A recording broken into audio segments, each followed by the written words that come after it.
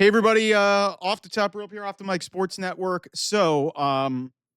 Collision happened tonight. I did not watch it in full. I watched clips usually of this just because, I'm even wrestling fans on Saturday nights, unless you're really a true sicko, you're really the only one. And also there was a game 7 going on in the NBA. First and foremost, I do need to a little bit of housekeeping here. I do need to apologize to AEW sickos who were offended about the whole Avengers thing. That was a holding pattern thing by AEW. They did not get bumped for an Avengers movie.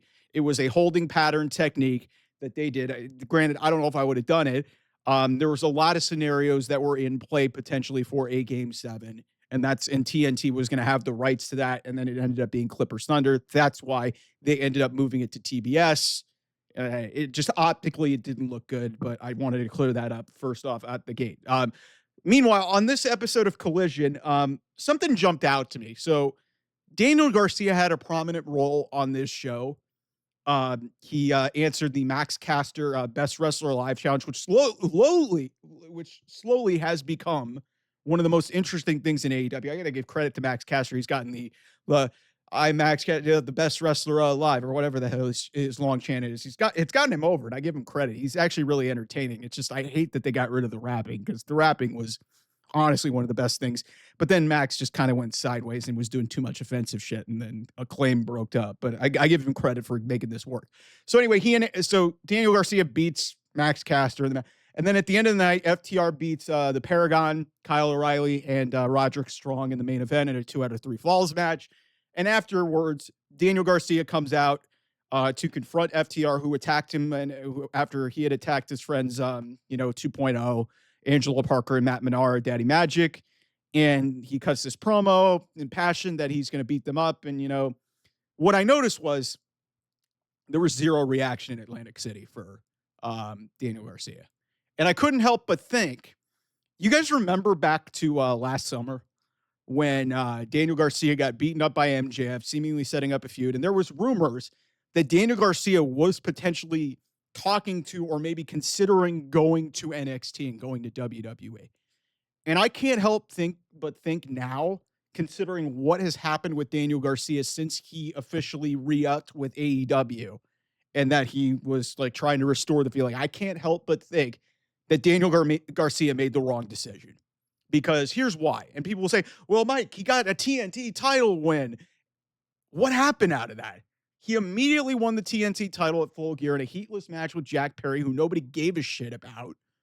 And he immediately goes into the Continental Classic, where he lost a bunch, and then proceeded to have a series of matches with Adam Cole. I do give credit. Adam Cole now finally looks like himself again, which first time probably since he got to AEW that he has looked like the Adam Cole from NXT and Ring of Honor fame.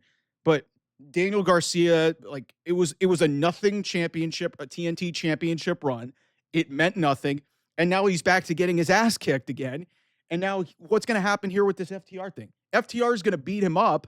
And unless you want to, maybe there's something on the table for Daniel Garcia to potentially join FTR, because seemingly I think what's going to happen is FTR and MJF are going to join forces again. The remaining members of the Matter of the Pinnacle, because Shawn Spears is now in WWE and Wardlow seemingly is on his way out as well. So it seems like the Pinnacle may be reforming. And, hey, maybe Daniel Garcia joins up with MJF. That would actually, because there's got to be some semblance of a character. And that's the problem here. And when you look at NXT, everyone knocks NXT. NXT's men's division is a fucking disaster. They could have really used Daniel Garcia, and Daniel Garcia could have potentially molded into something. Like, I think Daniel Garcia is an exceptional wrestler, one of the great young wrestlers, but he is not a good promo. And the one thing that got him over was that dance. I'm trying to do it right now, but that dance got him over, and nobody cares about that anymore. So when he comes out to confront FTR and you get crickets, that tells me that you are dead as a doornail. You're dead. I can't even come up with these, but you're basically dead on arrival. So, like, I can't help but think that Daniel Garcia made the wrong decision going to Tony Khan. Because listen, if you're a wrestler right now and you're putting your faith and your creative in Tony Khan, especially when you are listen, I get it. the best wrestler there, and he is a great wrestler. But what is going to get you over with audiences, in addition to your wrestling ability, is character. And Daniel Garcia has none of that. The one thing that got him over was that goofy ass dance that, popped the crowd and it made him into something. And then they waited way too long to crown the guy. And then he had maybe the most forgettable title run, maybe that I've ever seen. Like, I can't even tell you one significant title defense that he had. Like, he had a few matches with Adam Cole, and then he just lost it at Dynasty because there was nothing working there.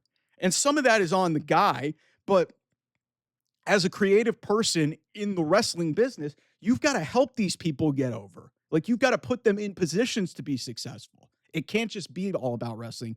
And that's the problem that I have sometimes with AEW is they don't put some of their talents, granted, who are talented in the ring, in positions to be successful as characters. Like I said, when a dance is your calling card, that's a problem.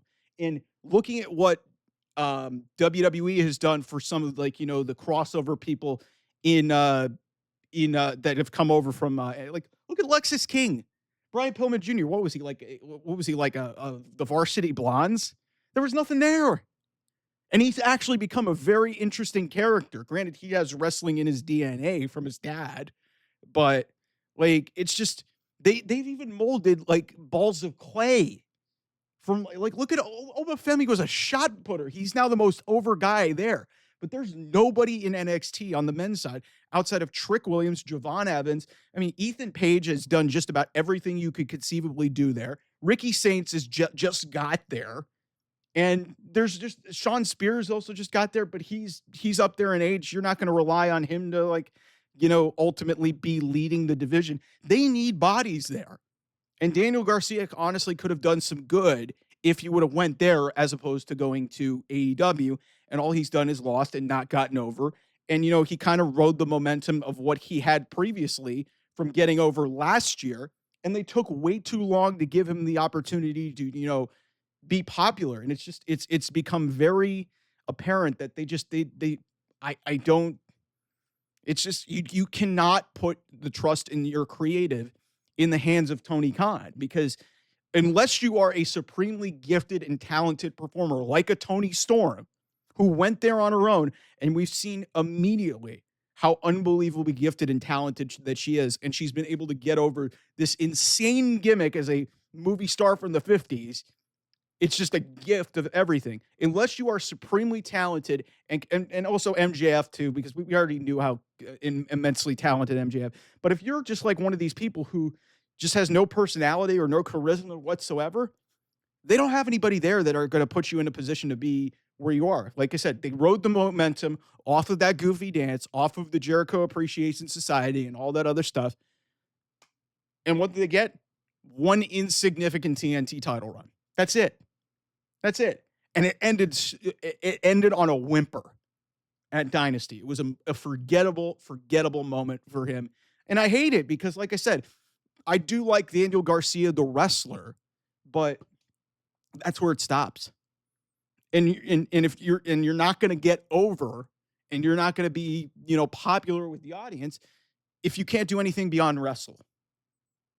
It's just unless you have like something that really stands out, and his wrestling style really is more technical, and it's just they missed the boat, I think, really with the Daniel with the Bryan Danielson stuff with the BCC when he went back to Jericho. They missed the boat with that. Then he was able to kind of get something out of it, and now here we are a few years later, and it's just like what did it attain? And he could have gone to NXT and maybe done better for himself. Maybe he ends up going there at some point.